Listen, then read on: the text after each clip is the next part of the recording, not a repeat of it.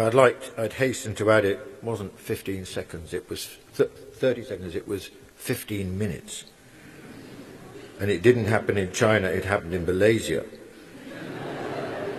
And my wife-to-be was not Chinese, but of Indian descent, Indian Malaysian. So apart from a few inaccuracies, it was accurate. Now, I want to clarify, first of all, what this motion is about, or what it's not about is probably the best way of putting it. This is not a proposal that liberal Western-style democracy will always be inappropriate for China. I don't know what the situation is going to be like in 25 years or 50 years. I don't even know what the situation is likely to be in the West in that period. What we're discussing is something much more specific. Likewise, we're not suggesting, or certainly I'm not suggesting, and the motion is not suggesting, that what happens in China and the arrangements that are appropriate for China in this period should be transplanted into our own societies. I would not argue that for a moment. In fact, on the contrary, I would say that the reason Western democracies have grown up in the West has been because of the history and the culture of our societies. And we need to pay due respect, I would suggest, to China and the differences of its history and culture in the same way. What this motion is about is a country which is a developing country, which in the middle of the 20th century was extremely poor, which had suffered 200 years, during a 200-year period of more or less, and I mean this literally, economic stagnation. Its GDP at the end of this period was more or less the same as it was in the first part of the 19th century. And it had been invaded and partially colonized by many countries, including our own. In 1949, China was a mess and a basket case. And the task that confronted China was how, with this vast country, could they transform it? And they made quite a few false moves and false starts. So when Deng Xiaoping came to power in 1978, he identified the two crucial tasks of China. The first was an overwhelming focus on the need for economic growth, and secondly, intimately tied to that, was the need for a huge reduction in poverty in a poverty-stricken country. At that time in 1978, the Chinese economy was 1/20th of the size of the American economy. And since that move from the end of the 70s in the direction of economic reform, we have seen the most remarkable economic transformation in human history. A population of 1.3 billion people, 1/5 of humanity, its economy growing at 10% a year, to the point where, today, the Chinese economy is half the size of the American economy. And there's a general view now that the Chinese economy will overtake the American economy in size around about 2018. This is truly remarkable. And I want to correct you, Anson, because it's just not true that the British experience or the American experience of industrialization in any way compares with the Chinese achievement. The British Industrial Revolution between 1780 and 1830, which was the key period, or you can push it to 1840, the growth rate was around about, on average, 1.5% a year. 1.5% a year. And that was a population of, what, 20, 30 million at that time, probably more like 20 million at that time. Or take America. You mention America. Well, the period between the end of the Civil War, the mid-1860s, to 1914, the American growth rate never exceeded, on average, something like 3.5%. And that, of course, again, was a much smaller population. So that is why I suggest that this is the most remarkable economic transformation there has ever been. And it has been presided over by the Chinese government. And it has lifted, I mean, let's remember this as well. If you look at the reduction in global poverty over the last 30 years, China is responsible for the overwhelming bulk of that reduction in poverty. If you take China out of the equation, actually the global performance has been very disappointing. Now, I challenge the view that the Chinese government does not enjoy the support of overwhelming mass of Chinese people. I don't know, if you look at, for example, the Pew Global Attitude Surveys, the support for the Chinese government is extraordinarily impressive. If you look at Tony Sach's work from the Harvard Kennedy School in terms of the levels of satisfaction amongst the Chinese in terms of their government, the ratings are extremely high indeed. And is it so surprising?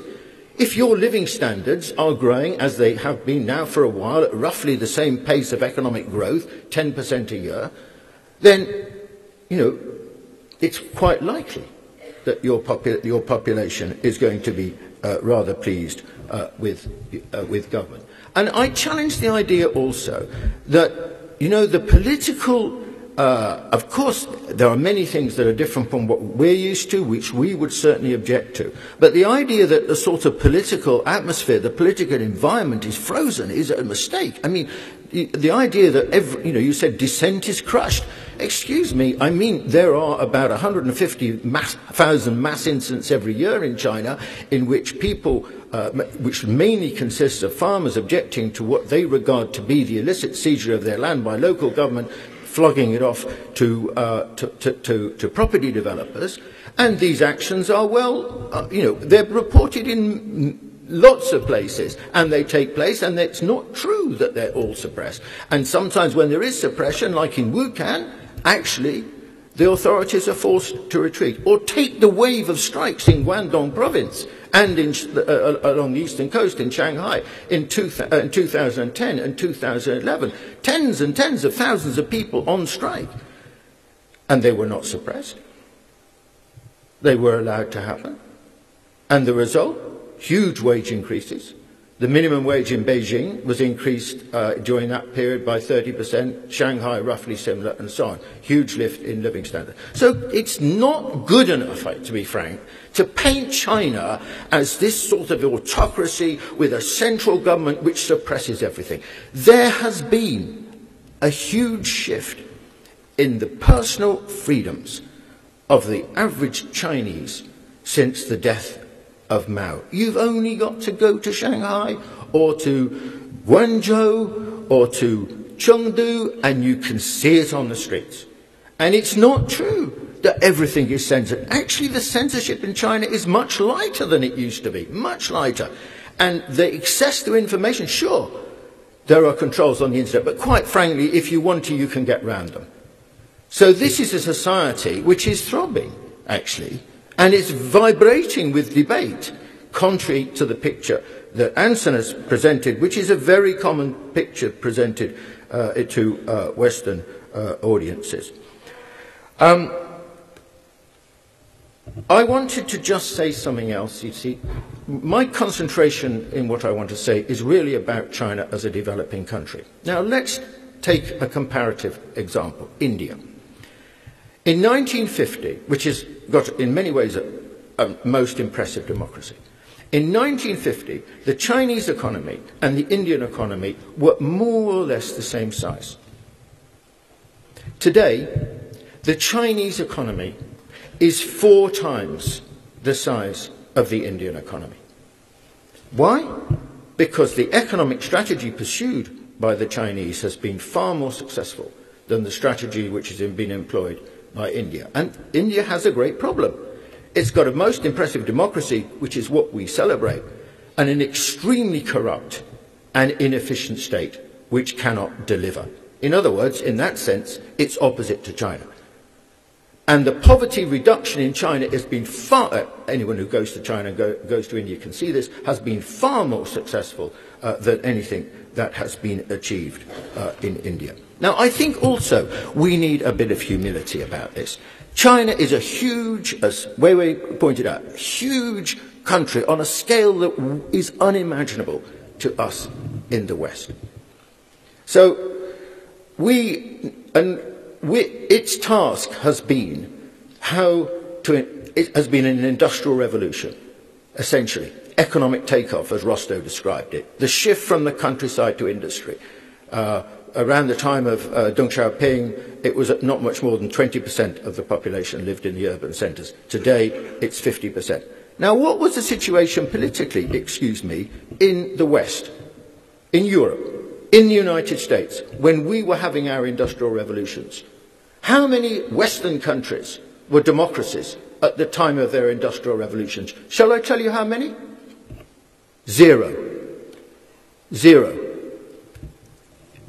In Britain, in 1850, finally, 1/5 of men had the right to vote. That was after the conclusion of the Industrial Revolution. And it was not until the 1880s that most men had the vote, but not women.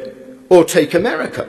It was not until 1860 that most white men gained the vote, but not blacks really until the 1960s, and women in 1920. And if you look at Europe, exactly the same pattern. Their industrial revolutions were accomplished essentially in France, in Germany, in Italy, and so on, before they had democracy. So when we say they should be like us, well, actually, we should speak with more modesty, because we weren't like what we want them to be during this particular historical phase. I would like to conclude by just saying this. First of all, I would ask my country to be more modest and more humble in the face of China's extraordinary achievement, and not think our task is to say, why the hell can't you be like us? But on the contrary, I think what we need with the rise of China is a much more humble attitude, which recognizes and respects their achievement, and also is willing to learn from them. And what we're going to face, I think, now, is not just feeling that democracy is important, but also we need to learn from the Chinese about state competence. This is not a subject that's been discussed in the West, but it will be discussed in the West. And here we have much to learn from the Chinese. Thank you very much.